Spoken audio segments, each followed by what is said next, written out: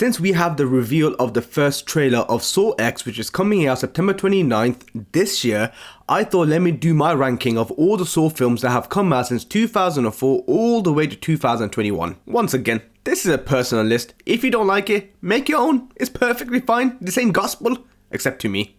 At number 9, I have Saw 3D, also known as Saw The Last Chapter, which came out 2010 and is directed by Kevin Greutert. This film is supposed to wrap up the entire franchise and the story arc of Jigsaw. However, the thing that let me down the most in this movie was the 3D gimmick. Oh my god, there was no need to make this film 3D. It didn't give me a satisfying conclusion.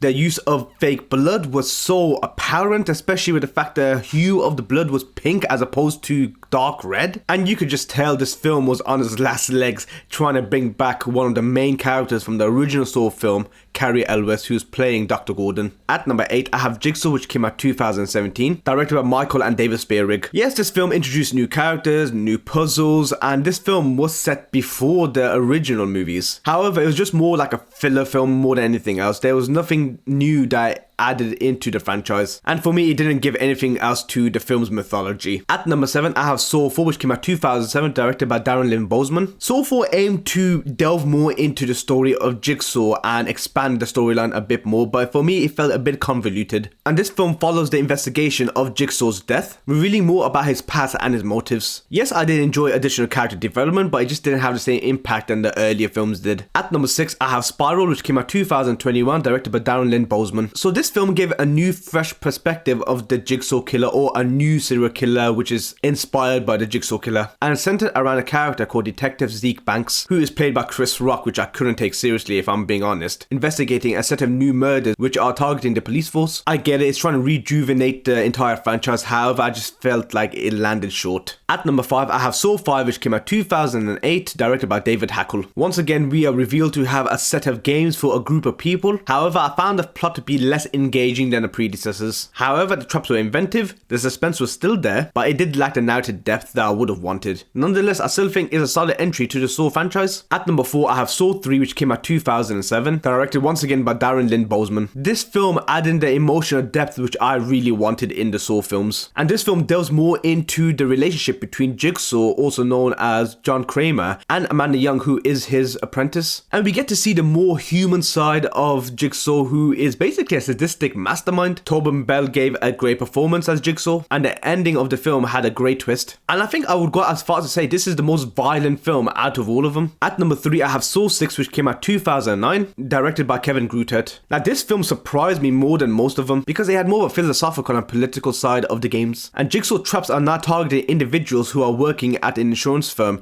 that denied Jigsaw his health insurance. And this is something which resonated with a lot of audiences, especially from those who live in the US who have really poor healthcare. You still had Tobin Bell's presence even though his character is gone since the third film. You have an expansion of Jigsaw's backstory, fresh and creative traps, excluding the carousel scene. And I think it had a great cliffhanger for the franchise which led up to Saw the final chapter, which unfortunately did fall short. At number 2, I have Saw 2, which came out 2005, directed by Darren Lynn Bousman. Now this ranks high on my list, and this is what I think is controversial to a lot of people's opinions when it comes to Saw. I think it has clever storytelling, it has a tense narrative, and I love the fact that these games have multiple people in them, and it shows the full scale of how ridiculously clever Jigsaw actually is. You have Detective Eric Matthews playing by Donnie Wahlberg. He is a great protagonist who is more of an adversary to Jigsaw, trying to find out where his son is being kept and why he is in one of the Jigsaw games. The suspense and the lasting sense of danger left a great impression on me, and it made it a standout film in the franchise. And I still think this is a solid sequel in the horror genre. And for me, at number 1, it has to be Saw 1, which came out 2004, directed by James Wan. And this is a groundbreaking horror film which started the idea of the terrifying and twisted mind of Jigsaw. And this story revolves around two people stuck in a bathroom with a body in the middle and trying to figure out why they are there and how can they escape. The fact that this film had a $1.2 million budget and made over $100 million in the box office was a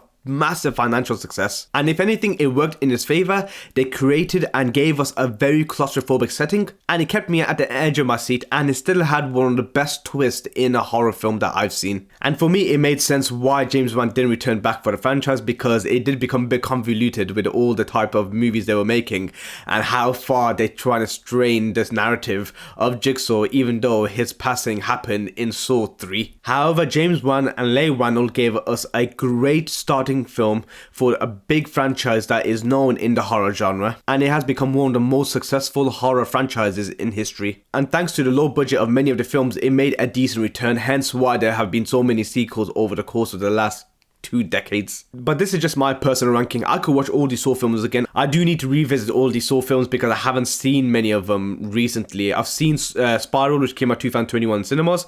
I've seen Jigsaw, which came out 2017 in cinemas. So I am quite behind on the narrative, but I might make another video regarding the chronological order of all the Saw films, which might happen after I do a marathon. I hope you liked the video. I hope you like my ranking. Let me know what you think. Are you a fan of the Saw franchise? What do you think of the latest Saw X trailer? Do you think they are milking the franchise now? And do you think it'll be successful? Let me know, and hopefully I get to see you in my next video.